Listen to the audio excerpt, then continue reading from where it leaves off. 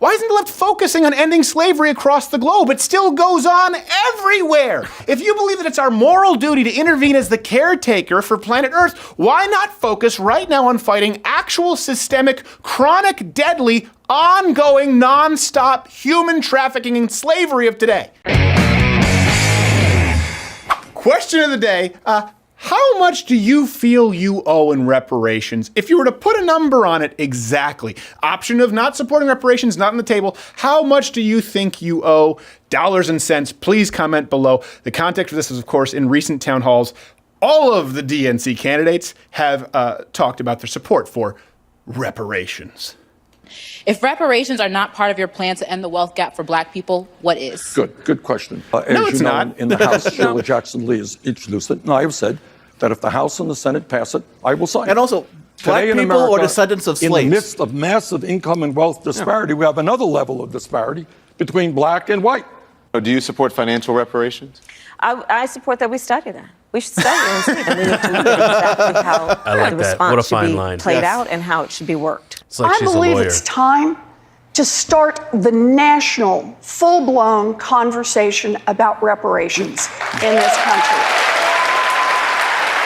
This is also known as the Democrats, the Midwest can suck it conversation. Yeah. All but guaranteeing another election for Donald Trump. So here's the thing. This whole concept is based on the premise that there is a feasible reparations plan. I want to go through a few claims with reparations. We've talked about slavery. We've talked about discrimination in general, not specifically reparations, because it used to be kind of a joke in the barbershop film. Where did it come from? And, Where did it come and from? Al Sharpton would talk about, but we weren't really talking about making this generation of people just pay out money.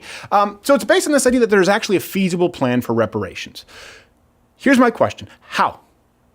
Really? And who would qualify for reparations? All African Americans? Just those who can provide genealogical evidence that their ancestors were slaves? Who would pay? All Americans? You're going to tax a new first-generation, low-income Latina? No role in slavery? She have to pay for reparations? Should we just give $1,000 to anyone pushing a mixtape? Call it even? You know, should my family, who wasn't even here in the 1800s, have to pay reparations? Well, I don't know. This is the question. I have to pay myself. Do you just tax white people? Do you have to get documentation proving that their ancestors were slave owners? And what about the black people descended from black slave owners? They write themselves a tax refund? How do you know that this plan, for people who are listening, how do you know it's completely unmanageable? Watch the candidates try to answer with any concrete details as to how it would work. Don't take my word for it. Senator Harris and Senator Warren have both kind of spoken out and said that they agree with some form of reparations. Well, what the question is, what do we... I'm not dodging the question. The question is, what do we mean? Sounds defensive. I haven't answered it yet. I mean, I'm not dodging by doing the dodge. I support the bill in the House to appoint a congressional panel of experts, of people who are studying this, who talk about different ways we may be able to do it. Well, look, I think that we have got to address that. Again, it's back to the inequities. Look. This is what political doublespeak sounds like. And this is something that it's based on this, that it's predicated on the idea that reparations are necessary because even today's generations, this is what I got into it with AOC over on Twitter, today's generations are still feeling the negative systemic ramifications of slavery, right? This is the argument. This is important for people to understand here. The race wage gap is a lot like the gender wage gap. It's just a flawed general average comparison. It doesn't take into account college degrees. It doesn't take into account hours worked. It doesn't take into account the field of work. Just comparing annual earnings of different races, sure. We see that African Americans, black Americans, people of color, whatever you want to call them, 73% of what whites make. But like the wage gap, okay, if we dig a little deeper, average annual income increases with age. Okay, this is something that we know. That's true. It peaks in the 40s, 50s. The median minority age for black people is 31. For white people, it's 43.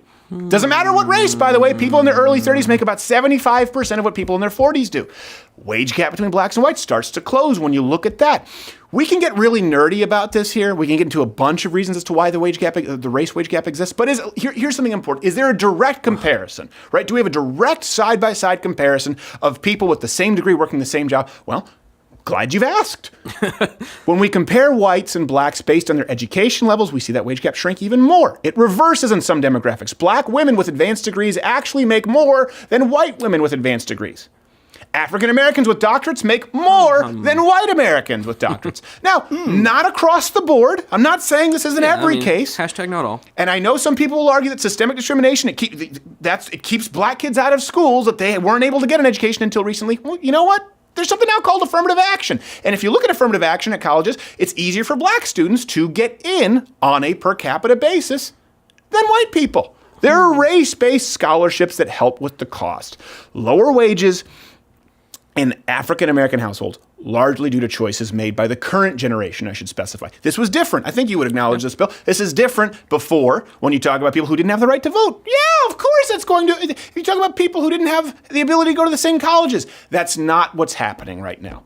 Example, one of the biggest determining factors, of course, of poverty, having children out of wedlock, occurs disproportionately in the black community. Right? Look at the civil rights movement. They made great strides reducing discrimination. Rate of out-of-wedlock births skyrocketed. And here's something else. Half Asian Bill will like it, though they're not necessarily your clan, to use the word. Let's compare this with another minority group, one with particularly strong marital rates, the Japanese. And I know that some of you are going to be saying, well, they haven't faced the same discrimination. To you, I would say, Google World War II internment camps, Sean King. Let's look at Japanese Americans. U.S.-born they make a median income of almost a third more than your average American. So this is what's important to me. This idea that slave reparations is it's a workable concept. It's based on completely faulty evidence. And this is one hypocrisy that I rarely hear mentioned when we're talking about reparations, which stands out at me the most. The politicians who advocate for this are the same people who believe that it's also our moral duty to pay for nations abroad, right? Someone sat down at the Change My Mind, like, well, you know, instead of building a wall, why don't we help these countries in Mexico and Central America and South America? Well, how do you mean? By giving them more money, then they wouldn't want to come here. So they have no problem spending money abroad. Okay, so by their logic, which, number one, it's morally imperative for us to help other nations with our wealth. And then number two, the reason they support reparations is because they believe it's history's greatest evil. The United States history's greatest evil, right? Here's my question. Why isn't the left focusing on ending slavery across the globe? It still goes on everywhere, like all the time. Yeah. If you believe that it's our moral duty to intervene as the caretaker for planet Earth, why not focus right now on fighting actual systemic, chronic, deadly, ongoing, nonstop human trafficking and slavery of today? We could be far more effective in doing that than providing retroactive disaster relief for which we can't even account, we can't control. And by the left's logic, it'd be pretty hard here to argue that we need to place a priority on reparations in the form of free college, healthcare, housing to people 5 generations removed from any actual slavery in the face of actually being able to end slavery abroad. Everybody say, am I missing this? Is there something that I'm missing? No, I think you got covered. Now, if they were non-interventionists, if you said, well, hold on, what do we need? If they said, it's not our job to pay for the world. Well, fine. I get why you don't want to go in and bust down the door of a slave owner. But you do believe that we should spend money everywhere else. And you think that slavery, for which 600,000 people died in the United States, is our greatest evil? Why don't you stop it right now? But I don't have money, though. If they do have plenty of money. And by the way, if we see that black Americans have the freedom of choice and they get to continue to improve their economic situation as we see, let me posit something else to you. Here's a clip of Bernie. Radical socialist Dwight D. Eisenhower was president. I think the highest marginal tax rate was something like 90%. It was 90. When you think about 90%, you don't think that's obviously too high? No. I love how the question there is, you don't think it's obviously too high. In other words, he's trying to get, Your Honor, leading the witness. Do you not believe that 90% is obviously extreme? No, the defense is wrong. Shit! Okay, so let's say for a second, a black American gets himself into the top 1%. And that means that the annual household income is somewhere, depending which numbers you use, $250,000 to $400,000 a year. Let's just assume that a black man becomes a moderately successful lawyer or doctor, right? Lawyer, doctor, pretty much automatically 1%, as long as you're in your 30s, 40s, and you have it from a decent school. And Bernie wants to take 90% of what that black man earns, effectively forcing said black man to work at the hands of the government should he want any future wages for 90% of the remaining fiscal year. How is that not slavery? Okay, if you like this video, you watch videos on YouTube. If I were Jimmy Kimmel, if I were Stephen Colbert or Trevor Noah, I would tell you to subscribe.